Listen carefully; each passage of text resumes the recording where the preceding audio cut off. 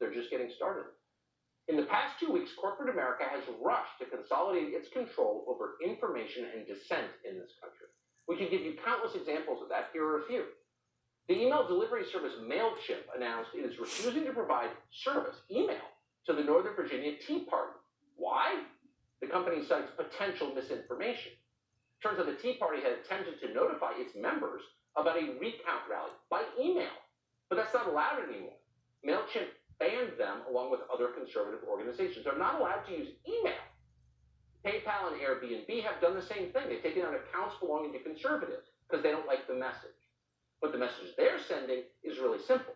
If you want to live a normal life here, send an email, transfer money, rent an apartment, you had better be on the right side. How is that different from what happens in China? Call us and let us know if you can spot the difference. We can. Abigail Shrier, we talked to yesterday on the show, got an unexpected PhD in political repression recently. Amazon cut off advertisements for her book. The book's on the huge spike in transgender identification among teenage girls. It's a real thing. She wanted to know why it was happening. So she tried to explain it, but that's not allowed. Target banned her book completely for a time. A lawyer at the ACLU, which of course used to defend its civil liberties, shared that decision and said the book should be burned. Meanwhile, in a story very few saw, a major video game company, Ubisoft, erased a voice actor called Helen Lewis from one of its titles, retroactively. They erased her from the picture, as the Soviets once did. What was her crime? Well, she wrote a forum post that anonymous people on the internet felt was transphobic. And so for that, Ubisoft decided that she should never work again anywhere. Even her voice was too offensive for the rest of us to hear. The mob then went to work trying to destroy Gina Carano. She's an actress who plays a character called Cara Dune in the TV series The Mandalorian. When she criticized mask mandates and, quote, preferred pronouns, they decided she needed to be fired. Where's this coming from? Almost nobody likes it. Almost no American supports it. Corporations are behind it. All of it. And the point is not to help anyone, much less you. Let's be clear about that. The point is to establish control. They know that they can dictate what you have the right to say about trans rights or mask mandates. They can dictate what you can say about anything. That's unprecedented power. No one in this country has ever had that power. Our Constitution used to prevent it, but they have it now. And that power will come in handy when they're running the government, which they may soon be. Take a look at the people Joe Biden wants to install in the White House in January. So far, Biden has hired a former pharmaceutical and insurance industry lobbyist called Steve Fischetti to be his chief counselor. He's hired a venture capital executive with close ties to big tech called Ron Klain to be his chief of staff. Biden's deputy chief of staff apparently will be a woman called Jen O'Malley Dillon. She co-founded a consulting company that represented Big Pharma. Biden also, we learned today, is bringing on Louisiana lawmaker Cedric Richmond. Richmond has been a reliable ally of the fossil fuel industry, which, by the way, is quite political these days and not conservative. Time to update your perceptions on that. Richmond has received more money from the oil and gas industry than virtually anyone else in Congress. So corporations are getting more control. And once they run everything, they will control what you say. Where does that leave the politicians and the career bureaucrats? Well, it leaves them free to play the role of petty tyrant, of course, something that they have always wanted, fulfilling their personal desires to impose their will on the rest of us.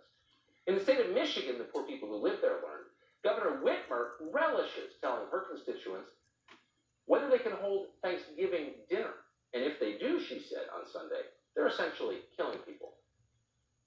If you are considering spending Thanksgiving with people outside of your household, I urge you to reconsider. And I hate to say it, but we know that some people will gather anyway. And odds are that some of these gatherings will spread COVID and contribute to the loss of loved ones.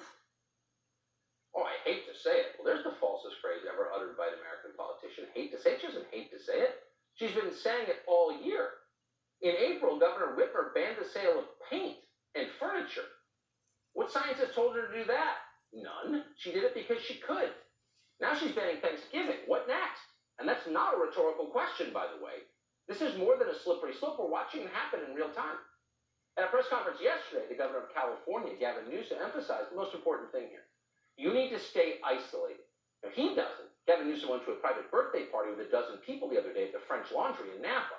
But it turns out he wasn't breaking the rules when he did that. No, he wasn't. Settle down. He was just giving you an example of what not to do. Gavin Newsom was risking his life for you. He's a COVID martyr. Why doesn't anyone appreciate Gavin Newsom? But again, that's immaterial. We want to restate here the important thing, the essence of science, really, is that you spend the holidays alone. But I'll remind you that three-pronged approach pre-vaccine was around prevention, testing, and isolation. Isolation, this is profoundly important.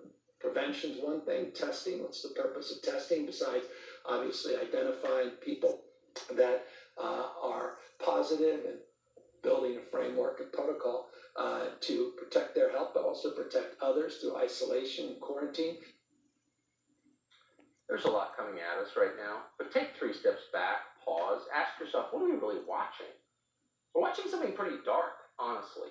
This isn't the politics we've come to understand in this country. This isn't the usual debate about tax rates or tariff policy. We miss those debates.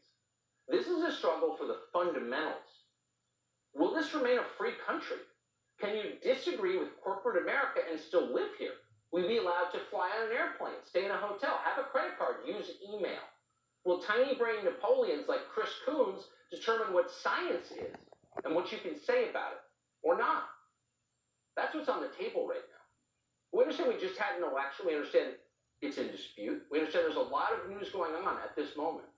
But nothing matters more than this. It will decide the future. Senator Josh